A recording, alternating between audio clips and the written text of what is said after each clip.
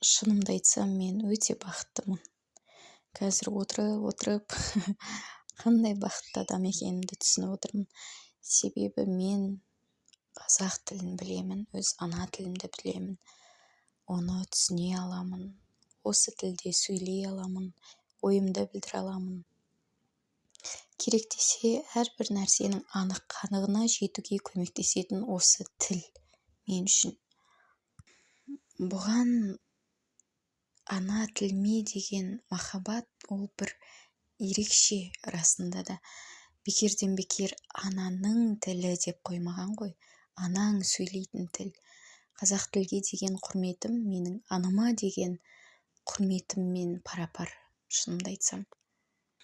Осы тілде ойымды білдіріп, сөз сөйлеп, ойлану, немесе қазақ тілді контентті оқып, оны көру мен үшін үлкен ләззат, мен үшін үлкен мәртебе, мен үшін үлкен қуаныш. Ол сезімді тіпті сөзбен де суреттеп жеткізу қиын сияқты көрінеді. Себебі қазақша сөйлегенде, қазақ тілді естігенде, өте бір сапалы, көркем тілді естіген кезде бір жаным еркіндікке шығып, құстай самғайтын сияқты. Білмеймін енді басқа адамдарда қандай сезім туындататын бұл ана тілі деген, яғни қазақ тілге деген сезім қандай екенін мен білмеймін.